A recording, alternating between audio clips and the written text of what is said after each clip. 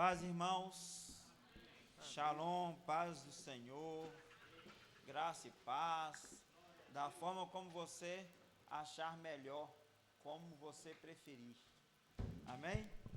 Deixa eu fazer um combinado só com a Mari e o Felipe ali. Mari e Felipe, se caso em algum momento ao decorrer dessa ministração, porque eu tenho uma dificuldade de falar com o microfone, se vocês não me ouvirem, vocês só pulam uma cadeira para frente que eu vou olhar para vocês e vou saber se o pessoal do fundo está ouvindo ou não. Então, eu tenho uma séria dificuldade com isso. Pode ser assim? Obrigado. Irmãos, boa noite. Quantos aqui estão felizes com Jesus? Amém. Espero que Jesus também esteja feliz com você. Amém? Então, eu te convido a abrir a sua Bíblia na epístola de 1 a João. Epístola de 1 a João, versículo 1. Irmãos, vocês já devem ter notado que o ano de 2024 eu estou morando em João, né? Até aqui, já estamos aí chegando no fim do ano, eu só tenho ministrado, falado sobre os escritos de João. E eu estava parando para pensar isso não foi intencional. Obrigado, Maurício.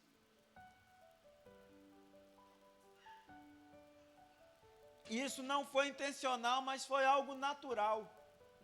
João sempre me salta aos olhos, porque em João eu vejo soluções para problemas que eu tenho, problemas de temperamento principalmente. João, com toda a sua diplomacia, e eu com toda a minha forma reta, direta e às vezes um pouco agressiva de falar, eu entendo que eu preciso aprender com João, e eu pude parar para pensar, né? Alguns pontos os quais foram fundamentais ao longo dessa minha moradia nos escritos de João, que eu pude aprender com aquilo que ele escreveu. Mas vamos lá. João, capítulo 1. Nós vamos ler do verso 1 até o 3. E diz assim: o que era desde o princípio, o que ouvimos e que vimos com os nossos olhos, o que contemplamos e as nossas mãos apalparam a respeito da palavra da vida. A vida se manifestou, nós a vimos e dela testemunhamos, e vos anunciamos a vida eterna que estava com o Pai, e a nós foi revelada. Sim, o que vimos e ouvimos, isso vos proclamamos, para que também tenhais comunhão conosco. A nossa comunhão é com o Pai e com o seu Filho Jesus Cristo. Deus, no nome do Senhor Jesus, eu coloco essa palavra diante de Ti. Peço, Senhor Deus, que venha falar aos nossos corações. Ministra, Deus, no nosso ser, Pai. Que no nome do Senhor Jesus, o Senhor venha tratar, Pai, na nossa mente, no nosso coração, no nosso caráter, aquilo que for necessário, aquilo que foi preciso, Deus, aquilo que for preciso. Te peço que no nome do Senhor Jesus, que a partir daqui, Pai, não seja eu quem fale, mas sim o Senhor. Pai, que verdadeiramente, Deus, as palavras que saírem da minha boca venham de encontro a corações, ó Deus. E que esses corações, através da palavra do Senhor, eles possam ser edificados no nome de Jesus. Eu sei, Deus, o quão falho eu sou, e eu sei, Deus, que pelo seu imenso amor, pela sua marca registrada em mim, Deus, o Senhor usa pessoas falhas.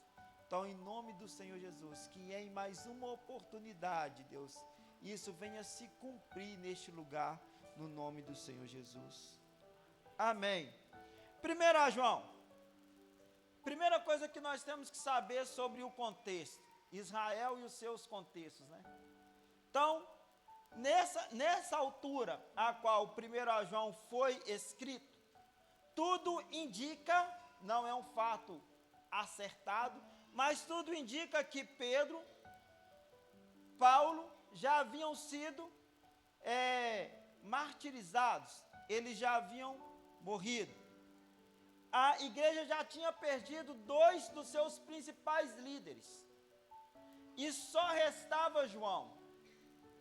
Claro que nós não temos informações concretas sobre Tomé, o ano em que ele foi martirizado, nós só sabemos que ele possivelmente foi evangelizar a região do Oriente, principalmente a região da Índia em si.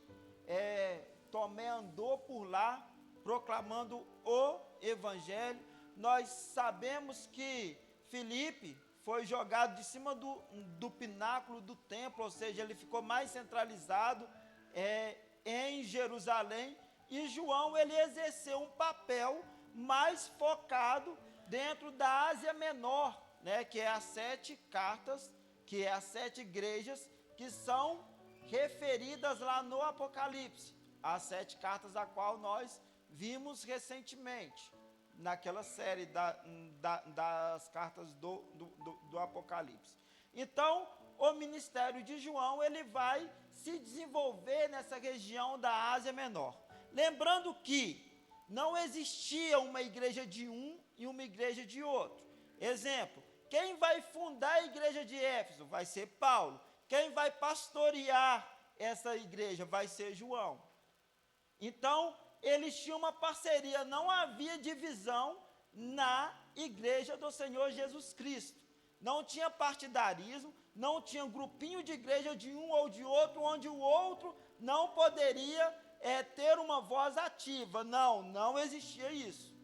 Isso é algo que só veio surgir a partir do século XIX para frente. Quando as igrejas protestantes elas começam a crescer muito e se dividir, onde um não tem opinião no rebanho do outro. Então isso é algo mais novo, mais recente. Mas nessa época não. Eles instruíam as igrejas conforme a necessidade. Eles viviam abrindo igrejas de um ponto e outro. Existiam alguns que tinham um ministério mais local, que era o caso de João, e tinha um outro que tinha um ministério apostólico. Apostólico de fato de ser missionário, que é montar a igreja, fundar a igreja, formar ali uma liderança, estabelecer uma liderança e ir para um outro lugar, que era o caso de Paulo. Pedro, ele exercia um papel mais judaizante, focado em Jerusalém, e eles conseguiram abranger todo mundo daquela época, Ou seja, se fossem judeus, eles conseguiam abranger. Se fosse romano, Paulo ele era um cidadão romano, Então Paulo ele tinha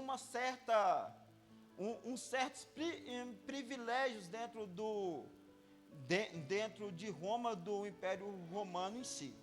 Mas não estamos falando nem sobre Pedro, nem sobre Paulo, sabe? Nós estamos falando sobre a primeira carta de João.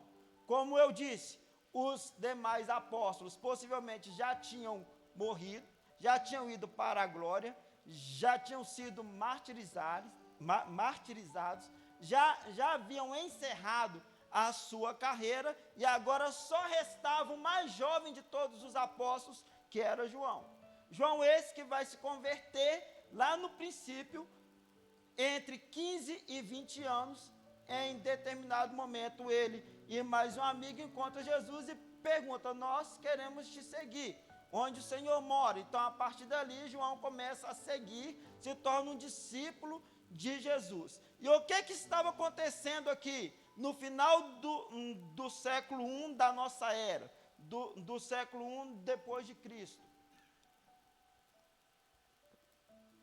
A filosofia, que a Grécia também tinha um papel muito importante, a filosofia se encontrou em determinado momento com o cristianismo, e algumas coisas começaram a ser inclusas dentro daquilo que era cristianismo. E o que começa a acontecer? Uma série de ensinos tortos começa a adentrar dentro das igrejas.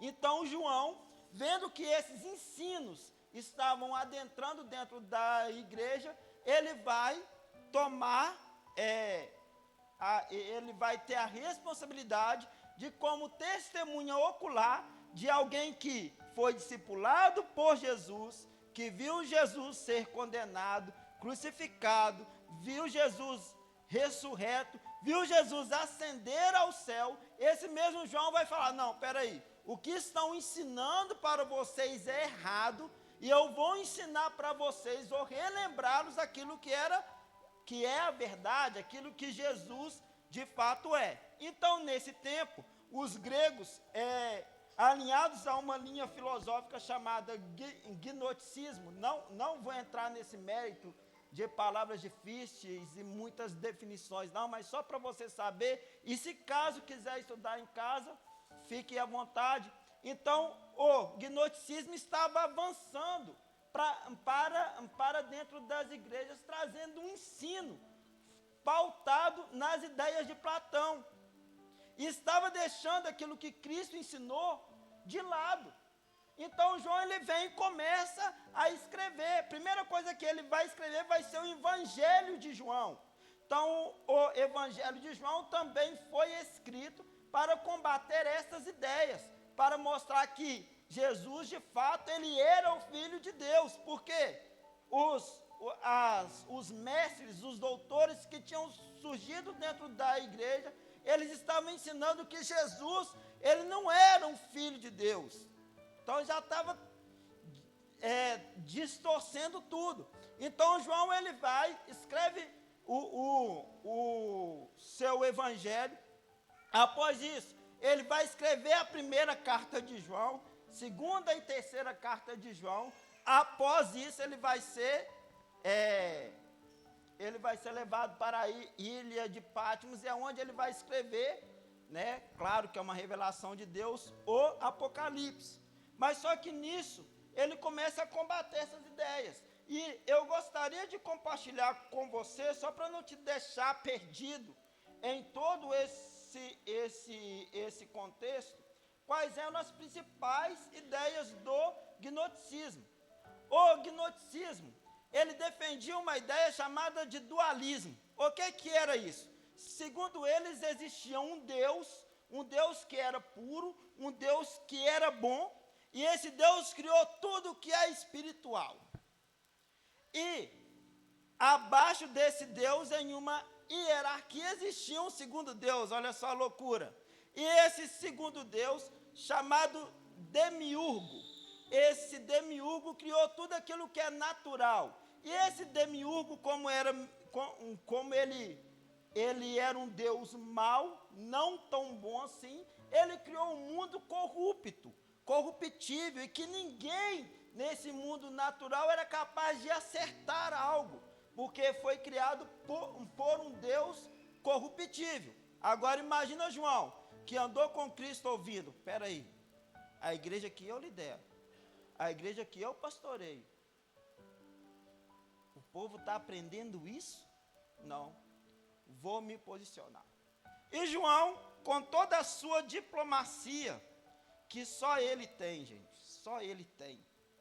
João, ele vai, no versículo 6, ele fala assim: olha, se afirmarmos que temos comunhão com ele, mas caminharmos nas trevas, somos mentirosos e não praticamos a verdade. Se, no entanto, andarmos na luz, como ele está na luz, temos plena comunhão uns com os outros, e o sangue de Jesus, seu Filho, nos purifica de todo pecado. Então, ele vai começar a mostrar aqui aquilo que eu quero abordar nessa noite. O que eu quero abordar nessa noite? O título dessa mensagem vai ser: a marca registrada de Deus, o amor. E o tema que eu quero abordar é as características daqueles que são verdadeiramente cristãos, ou características daqueles que são cristãos verdadeiros. Então, o primeiro ponto em que João vai escrever em sua carta, demonstrando para quem? Para os filhinhos, para a igreja, com toda a sua diplomacia, sem palavra dura, sabe? Só abrindo um parêntese aqui, existe uma diferença que eu vejo enorme entre Paulo e João. Paulo, quando ele pegava um falso mestre, ele falava assim, eu vou entregar esse cara para Satanás. O que João falava? Ele, de modo algum, ele lançava uma palavra dura contra ninguém. Ele ia, filhinhos, não pequeis, mas se pecardes, há um advogado justo. Então, de forma sutil, com muita educação, ele dava a resposta que o falso mestre precisava, mostrando para a igreja que eles de fato não eram verdadeiros. Então, a proposta da carta de João era essa: mostrar para a igreja de Cristo quem era de verdade e quem não era. E nós precisamos prestar muita atenção nisso, porque tais ideias, tais filosofias ainda fazem parte do nosso contexto de igreja até hoje. Então, se a gente parar para pensar um pouquinho, tem um bocado de ensino, de tentativa de deturpação daquilo que é o evangelho no nosso linguajar, nas nossas redes sociais, no YouTube. Tem muita gente falando um bocado de coisa, dizendo ser de Deus, e que na prática cristã demonstram, pelo menos para mim, que não são. Então é essa a pegada de João. Ele queria mostrar, olha gente, vamos colocar aqui critérios para definir quem é de Deus e quem não é. Mas então, qual é a característica do verdadeiro cristão? O verdadeiro cristão, ele anda na luz. Assim como eu li no verso 6 e 7. O verdadeiro cristão, ele não precisa fazer de conta que é algo que não é. Ou seja, o verdadeiro cristão, ele não precisa chegar aqui na igreja, vestir uma máscara, chegar lá no trabalho, tirar essa máscara e vestir uma outra, e ser uma pessoa, e ser pessoas diferentes dentro dos seus locais de convivência. O verdadeiro cristão, ele tem apenas um caráter. Porque o que é a palavra caráter? Caráter, ela vai vir do teatro grego. E nesse teatro grego, o mesmo ator, ele interpretava vários personagens e ele mudava de máscara conforme a necessidade. Então lá é que vai surgir a expressão sem caráter. Aquela pessoa é sem caráter, ou seja, porque toda hora ela muda de máscara, ela interpreta um personagem diferente. Não, o verdadeiro cristão, ele anda na luz, ele é o que ele é, do jeito que ele é, seja com quem ele estiver. Ele tem as mesmas posições, as mesmas ideias, as mesmas opiniões, onde quer que ele ande, independente se aquilo agrade ou desagrade a outros. O verdadeiro cristão, ele anda na luz. E existe um significado dentro do grego para a palavra luz, que vai de encontro com o gnosticismo também. Luz, um dos significados gregos para a palavra luz é conhecimento. Sabe o que os gnósticos eles faziam? Eles também acreditavam que em cada ser humano, cada pessoa imperfeita, criado pelo demiurgo, segundo a crença deles, essa pessoa tinha uma centelha de Deus dentro de si. E essa centelha de Deus, ela era despertada com o passar do tempo, conforme a pessoa ela fosse aprendendo sobre aquilo que era verdade, que ele chamava gnose. Então, vou até fugir disso, porque eu já vi 3 abrindo a boca. Então, eles acreditavam que essa centelha de Deus, ela seria acesa a partir do momento que a pessoa, ela conhecesse a verdade. Agora, João já apresentava Jesus como a própria luz, como o próprio conhecimento. Ele apresentava Jesus como a verdade. Ele já tinha escrito no seu evangelho, Jesus, o próprio Jesus dizendo, eu sou a verdade. Ou seja, a própria gnose que os gnósticos acreditavam existir dentro do coração do homem era o próprio Jesus. Então, João, ele vem explicando tudo isso, mostrando, olha, vamos separar quem é de verdade e quem não é. Então, a segunda característica está em 1 João, capítulo 2, do verso 3 ao 5. 1 João 2, do 3 ao 5, diz assim: e temos certeza de que conhecemos, se guardamos os seus mandamentos. Temos certeza de que o conhecemos, se guardarmos os seus mandamentos. Aquele que afirma, eu o conheço, e não obedece os seus mandamentos, é mentiroso, e a verdade não está nele. Mas todo aquele que guarda a sua palavra, neste amor de Deus, tem verdadeiramente se aperfeiçoado, e dessa forma sabemos que estamos nele. Então, segundo ponto, todo cristão autêntico, ele guarda os mandamentos do Senhor. Então, o que que João estava falando? Olha, aquele que é de verdade, aquele que conhece a Deus, aquele que anda com Deus, guarda os mandamentos dele. Agora, aquele que não guarda, ele nunca conheceu a Deus, ele precisa conhecer. Então, a segunda característica é que quem é cristão autêntico, ou quem é um cristão verdadeiro, ele guarda os mandamentos. Como você vai saber se o cara que você ouve lá na internet, ele é de Deus ou não? Presta atenção. Ele guarda os mandamentos. Existe algum escândalo sobre ele? Algum disse que disse, algum tipo de comportamento estranho? Ainda é difícil, porque é muito fácil de mascarar por um vídeo, né? É muito fácil. Então, hoje, nós não temos mestres diretamente, né? A não ser quem ministra aqui, que pelo menos eu não me considero um mestre, mas, enfim, nós não temos essa pessoa que traz esse evangelho torto dentro da nossa comunidade. A gente consegue cercar as coisas de forma eficaz, mas e a internet? Quem você ouve? Será que quem você está ouvindo, de fato, tem trazido um alimento bom para a sua vida, que alimenta mesmo a sua alma?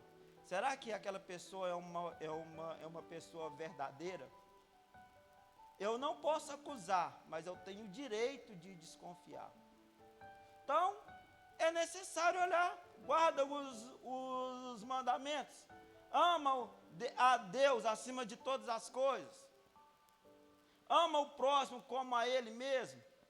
Então, se isso for verdade, ele é de Deus, ele anda na luz, ele guarda todos os mandamentos do Senhor, ele segue à risca o que é de fato o adultério, segundo a releitura de Jesus, quando ele fala que aquele que olhar com desejo impuro para uma mulher já cometeu adultério com ela. Será que esse cara ele segue isso? Então é necessário a gente tomar cuidado com aquilo que nós ouvimos, com quem nós temos ouvido, quem nós estamos ouvindo. E eu peço você que faça isso até comigo, tá, gente? Ó, Israel, tem um ponto negativo em você, me chama no cantinho, me corrige, irmão, porque eu quero ir para o céu. Conversa comigo, não vou brigar com você, eu vou te agradecer. Então você precisa analisar. Então, o próximo ponto, o verdadeiro cristão não odeia o seu irmão. 1 João, capítulo 2, verso 9 ao 11. Aquela pessoa que diz estar na luz, mas odeia o seu irmão, continua a vagar nas trevas. Quem ama seu irmão, permanece na luz, e nele não existe motivo de tropeço. No entanto, quem odeia o seu irmão, está nas trevas e vaga pela escuridão, e não sabe por onde caminha, pois as trevas lhe turvaram a visão. Vou repetir isso. No entanto, quem odeia o seu irmão está nas trevas e vaga pela escuridão, e não sabe por onde caminha, pois as trevas lhe turvaram a visão. Então, o que João estava falando? Ele agora vai entrar num outro tema muito delicado, que é a questão do amor ao próximo. Ele vai entrar nessa área. Por quê? Os gnósticos, eles não estavam preocupados com o outro. Eles não estavam preocupados com o pecado. Para eles, o homem é natural, então ele vai necessariamente pecar. Então não tenho que esperar que o homem ande em santidade, não, porque ele nunca vai andar. Era o que ele cria. Era o que eles acreditavam. Então, João, ele vem e fala, olha, o verdadeiro cristão, ele não odeia o seu irmão. E eu tenho uma dificuldade em entender essa palavra ódio, porque para mim, ódio não é contrário a amor. O ódio não é contrário a amor. Para mim, o contrário de amor é egoísmo. Por quê? O amor diz respeito ao próximo, o egoísmo só diz respeito a mim mesmo. Então, para mim, o contrário de amor é egoísmo e não é ódio. Ficou essa lacuna na minha mente. Eu fiquei essa semana pensando, tentando encontrar uma definição de ódio, e eu cheguei à conclusão que ódio é a ausência de amor. Não é o contrário, é a ausência. Quando não se tem amor, se tem o quê? Ódio. E ódio também é um atributo do egoísmo. É uma característica de quem é egoísta. Mas ódio, ele é um sentimento complexo também. O ódio, ele geralmente ele começa por uma situação mal resolvida ou não resolvida. O ódio, ele começa com uma briguinha boba. Começa com um disse que disse. E cada um bicudo vai para o seu lado. Fica um com raiva do outro. E não resolve problema pequeno, simples. E aquilo vai se transformar em algo maior, o rancor. Aí já vai guardar rancor, já não vai ter apreço algum pela pessoa em questão, né, sobre essas pessoas que tinham um conflito pequeno, não resolveram, isso aumenta, gerou um rancor, algo que precisa ser resolvido e nunca é resolvido, até chegar ao ponto de ficar tão grande que se torna ódio. E quando se torna ódio, a sua mente já maculou contra quem é alvo do seu ódio. E na Bíblia nós temos casos de pessoas que foram tomadas pelo ódio. Pessoas que poderiam resolver conflitos e seguir em frente, mas não resolveram. Sabe, lá no seminário a gente sempre falava que o monstrinho a gente mata no ninho. Todo problema de relacionamento que tinha entre qualquer aluno, a gente ia, sentava e resolvia. Pessoas de todos os estados do Brasil, gente de tudo quanto é canto, cada um com uma criação, cada um com a sua forma de pensar, de todo quanto é tipo de igreja. Imagina o tanto de conflito que tinha. Então a gente sempre falava, olha, o monstro a gente mata no ninho, vamos resolver? Antes que alguém saia na mão aqui, antes que isso cresça, porque o monstro, depois que cresce, é mais difícil de matar.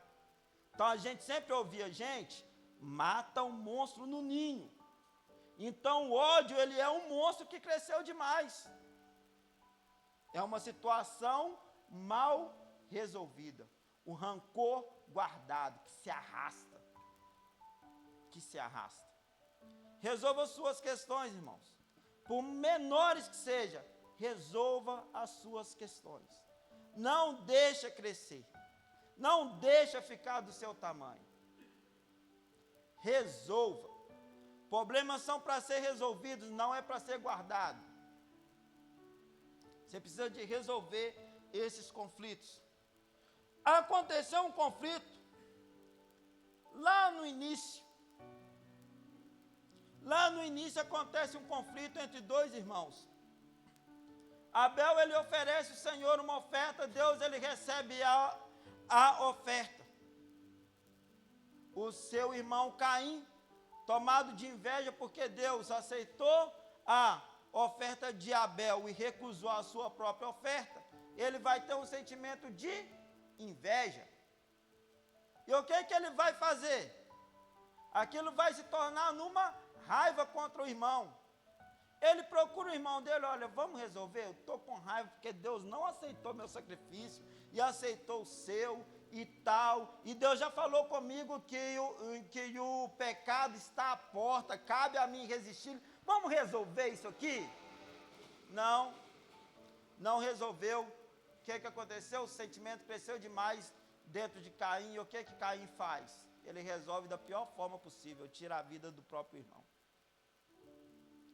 Uma outra situação vai acontecer também na família de Davi, com o seu filho Absalão e o seu outro filho, Amnon. Amnon, ele comete algo muito grave, né? Ele abusa de sua própria irmã. E eu não sei se Amnon ele pede perdão, se ele tenta resolver essa situação, mas eu acredito que não. Isso fica, deixa o tempo passar. Absalão, que era irmão de Amnon, deseja desde o dia em que ele soube matar Amnon. Então, Absalão ele fica com muita raiva. E Absalão ele vai resolver? O problema cresce. Cresce. Toma uma proporção muito grande. A ponto, se não me falha a memória agora, o próprio rei Davi intercedeu por Amnon, mas não resolveu. Absalão esperou a hora certa e tirou a vida do próprio irmão, movido pelo ódio. Ah, mas o irmão dele errou. Sim. Mas justifica cometer um outro erro? Então são coisas que não condiz com quem é cristão genuíno. O ódio é a ausência de amor. Se no seu coração tem ódio, é porque já não tem mais o amor de Deus e você precisa acender o alerta no seu coração. Se no seu coração tem ódio, é porque há a ausência da marca registrada de Deus, que é o amor. Você precisa de buscar isso em Deus. O amor é um dom de Deus. O amor não é algo que se sente, é algo que se decida. Eu defendo isso e acredito nisso com todas as minhas forças, que o amor é uma decisão. Mas eu também defendo que é impossível eu decidir fazer o melhor para alguém sem antes Deus tocar no meu coração e me capacitar para aquilo. Então eu preciso buscar esse amor em Deus. Ele é a fonte do amor. A única palavra que define Deus em toda a Bíblia é o amor. O amor define a Deus. Mas outra característica daquele que é um cristão genuíno, um cristão verdadeiro, ele não ama o mundo. Vamos ler 1 João 2, do 15 ao 17. 1 João 2, do 15 ao 17.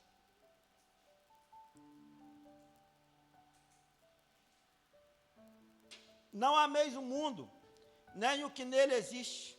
Se alguém ama o mundo, o amor do Pai não está nele. Não ameis o mundo e o que nele existe. Se alguém ama o mundo, o amor do Pai não está nele. 16. Pois tudo o que há no mundo, as paixões da carne, a cobiça dos olhos e a ostentação dos bens, não provém do Pai, mas do mundo. 17. Ora, o mundo passa, assim como a sua volúpia. Entretanto, aquele que faz a vontade de Deus permanece eternamente. Volúpia quer dizer luxúria, tá? Todas as coisas vãs. Então, o que João estava falando? Olha, o cristão genuíno, ele não ama o mundo. O que é o mundo? O mundo é o planeta Terra? Não. O que é o mundo? O mundo é o sistema que rege o planeta Terra. O mundo está relacionado com a política. O mundo está relacionado com o poder. O mundo está, a palavra mundo aqui, está relacionada com bens materiais. Está relacionado com aquilo que você é aqui, com aquilo que você é no meio social, com o cargo que você ocupa. Está relacionado a essas coisas. Então, o que Deus está fazendo aqui, falando através do apóstolo João? Não ameis essas coisas. Não ameis essas coisas e nem aquilo que no mundo há. Ele vem falando, olha, no mundo há paixões da carne. Então, você pode abrir a sua Bíblia e ler Gálatas 5, do 16 ao 25, tem todas as obras da carne. Então, o mundo te oferece isso. O mundo te oferece engano, desilusão. O mundo te oferece oportunidades vãs. A sua vida passa, ela é um sopro. Ela passa rápido. E por que a gente é tão levado a se preocupar com o que vai perecer, com o que vai ficar? E a gente não se preocupa com aquilo que é o mais importante, que é a salvação da nossa alma. Sabe? E isso é uma palavra para mim. Também, principalmente. É uma preocupação muito com onde eu quero chegar, mas pouca preocupação com onde eu quero chegar em Cristo. Quem que eu quero ser no reino de Deus? Quem serei eu lá com a salvação da minha alma? Então, o que João Zé está falando? Olha, aquele que ama o mundo e as coisas que no mundo há, esse não tem o amor do Pai. O amor do Pai não está nele. Ou seja, se o amor do Pai não está nele, ele não conhece a Deus, ele não entregou o seu coração de verdade para Jesus, ele ainda não passou pela experiência de plena conversão. Que o que é a plena conversão? É você entregar tudo para Deus, é entregar tudo para Jesus. O que João estava falando é dessa entrega total, com toda a sua força, com todo o seu entendimento, com todo o seu coração. Essa entrega de corpo e alma mesmo, sem reserva. É com tudo que você tem. Então, não ameis o mundo. Aquele que ama o mundo, o amor do Pai não está nele. Ora, o mundo passa assim como a volúpia, assim como as suas coisas desnecessárias. Isso passa. Entretanto, o que faz a vontade de Deus permanece eternamente. O que é permanecer eternamente? É permanecer em Deus, no centro do amor de Deus. Permanecer em Deus eternamente é estar com Ele no lugar o qual Ele preparou para nós. É você ocupar a sua morada. Para você ocupar a morada que está preparada para você. É isso que é permanecer eternamente. Próximo ponto. O verdadeiro cristão pratica a justiça e é nascido de Deus. 1 João, ainda no capítulo 2, agora o verso 29, diz assim: se sabeis que ele é justo, tomai conhecimento também de todo aquele que pratica a justiça. Não, vou ler de novo, porque eu comi ponto aqui. Se sabeis que ele é justo, tomai conhecimento também que todo aquele que pratica a justiça é nascido dele.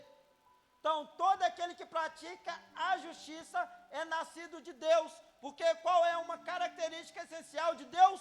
A justiça, o amor e a justiça. Então, todo aquele que pratica a justiça, obedecendo todos os mandamentos, andando conforme aquilo que Deus quer, é nascido de Deus. E se você é nascido de Deus, agora você entra no patamar de filho de Deus. que naturalmente ser filho e ser cristão genuíno é a mesma coisa. Mas agora João ele vai mudar o tom, porque ele estava falando, lembrando, ele estava confrontando mestres que estavam ensinando coisas totalmente erradas sobre o Evangelho. Todo aquele que é verdadeiramente cristão, todo aquele que nasceu de Deus, ele não vive pecando. Capítulo 3, verso 9. Fala assim: todo aquele que é nascido de Deus não se dedica à prática do pecado, porquanto a semente de Deus permanece nele, e ele não pode continuar pecando, pois é nascido de Deus. De novo, todo aquele que é nascido de Deus não se dedica à prática do pecado, porquanto a semente de Deus permanece nele, e ele não pode continuar pecando, pois é nascido de Deus. Parece meio contraditório, porque lá no início da epístola, João ele vai falar que aquele que diz que não tem pecado, esse é mentiroso e Deus não habita nele. Então lá no início da carta ele fala isso. Agora ele vem e traz essa, peraí, aquele que é nascido de Deus não se dedica à prática do pecado? Espera que eu vou explicar. O nascido de Deus, sim, ele peca, ele falha. Só que o pecado, para quem é nascido de Deus, ele é um acidente. Ele não é algo rotineiro. Quem é nascido de Deus não tem prazer na prática do pecado. Quem é nascido de Deus, quando peca, entristece o seu coração. Quem é nascido de Deus e peca, volte-se para Deus. Pede a Deus: Senhor, me perdoe do meu pecado. Então aquele que é nascido de Deus, aquele que é filho de Deus, aquele que é um cristão genuíno, ele não tem prazer na prática. Mas o que não é? O pecado é natural, normal, todo mundo peca, todo mundo faz, eu vou fazer também, Deus vai perdoar, e eu vou continuar nesse pecado aqui, é rotina. Então viver na prática, existe uma diferença entre ser pecador e viver na prática do pecado. Viver na prática do pecado é quando você tira o pé do freio e não está nem aí. Você quer viver segundo as suas emoções, você quer viver segundo as suas vontades. Deus para você já não é nada. Você não tem temor, nada. Seu coração já não entristece mais com o pecado, porque o pecado faz parte de você. Então, quem é filho de Deus, quem é nascido de Deus, não tem prazer na prática do pecado, não vive pecando, não se dedica a essa prática. Então é uma forma de sabermos quem é de Deus verdadeiramente. É aquela pessoa que não ama o pecado, é aquela pessoa que peca e fala assim: irmão, eu pequei, cara, nossa, que vacilo, Deus me perdoa, estou muito triste com o que eu fiz. Agora o que? Depois eu oro mais tarde, peço perdão. Eu falo que eu já ouvi. Já teve momentos da minha vida que eu até falei: não, depois eu me arrependo, está tudo bem. Não é uma característica de quem é cristão genuíno, verdadeiro.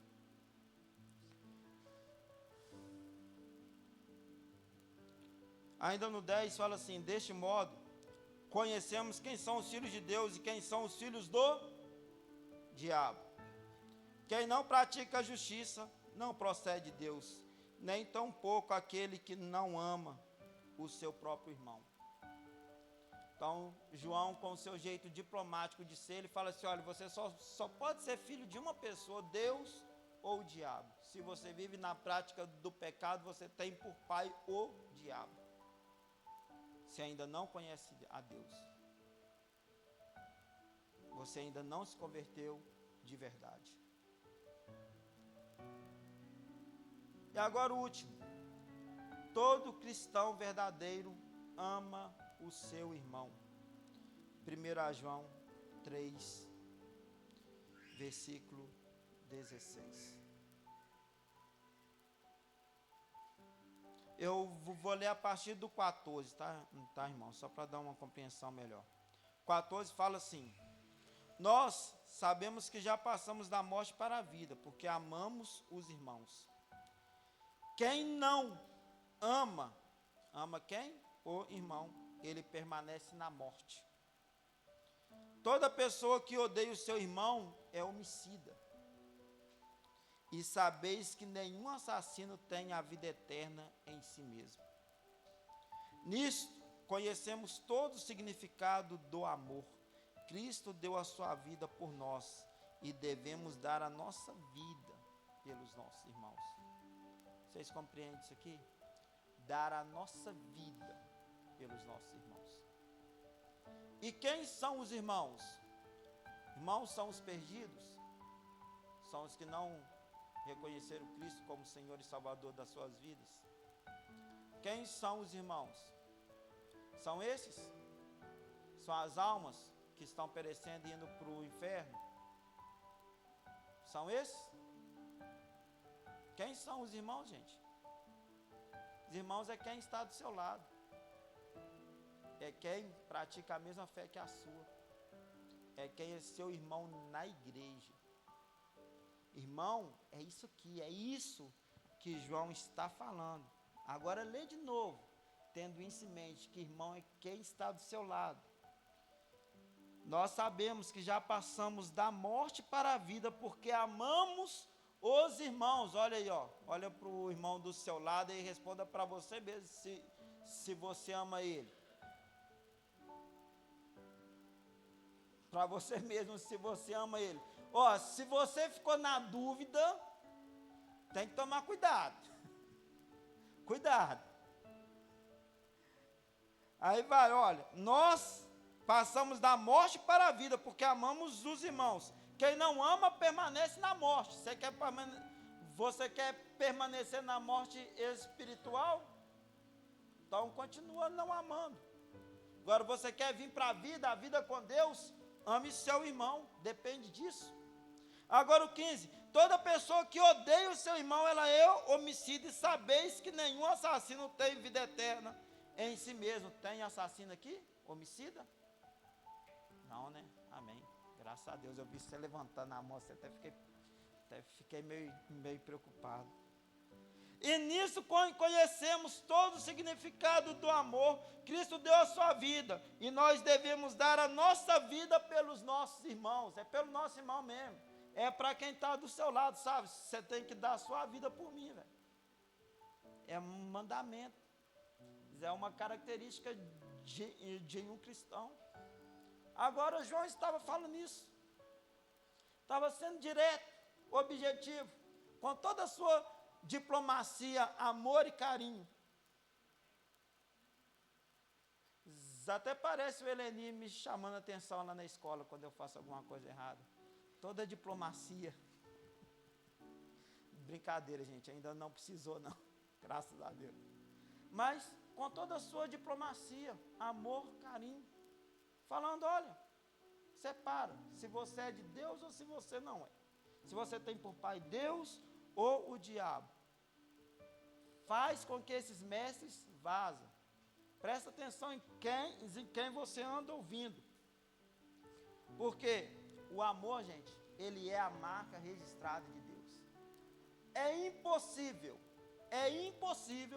você seguir qualquer um desses tópicos aqui, que nós compartilhamos nessa noite, se você não amar. Se você não amar primeiro a Deus e depois o seu próximo. É impossível amar o seu irmão.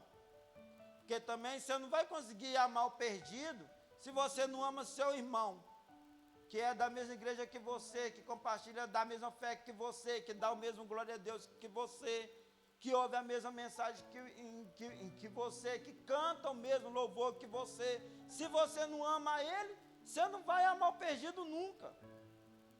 Tudo, uma coisa é consequência da outra.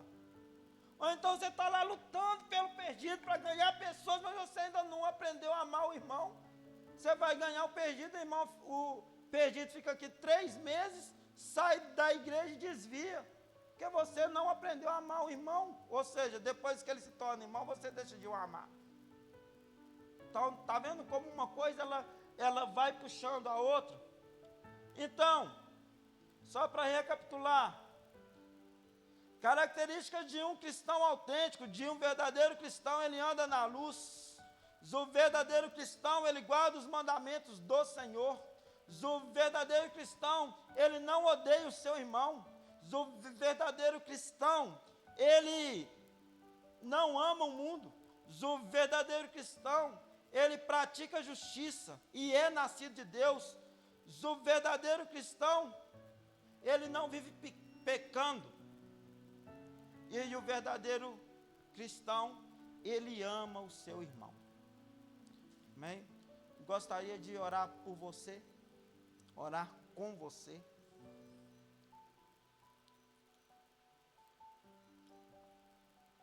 Você pode ficar de pé.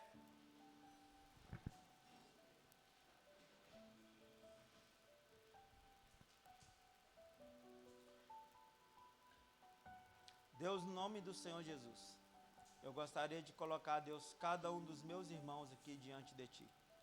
Pedir ao Senhor, Deus, que essa palavra, ela venha adentrar corações, Deus. Venha mudar, Deus, o sentido da vida daqueles que necessitam. Venha acrescentar, Deus, na vida daqueles que precisam. Que, Pai, que essa palavra, ela também venha se tornar rima na minha vida, Jesus. Ensina-me, Senhor. Ensina-me a ser um cristão genuíno. Ensina-me, Deus, a ser um cristão verdadeiro, Senhor. Em nome do Senhor Jesus. No nome do Senhor Jesus, se há algum ponto desse, Pai, que é falho na minha vida, eu te peço no nome do Senhor Jesus, que me mostre, Senhor, e que me ajude a consertar, no nome de Jesus. Que no nome do Senhor Jesus, ó Deus, o Senhor possa abençoar a nossa noite, a nossa vida, e nos levar debaixo da sua proteção para as nossas casas, no nome do Senhor Jesus. Em nome do Senhor Jesus, amém. Pastor Denilson.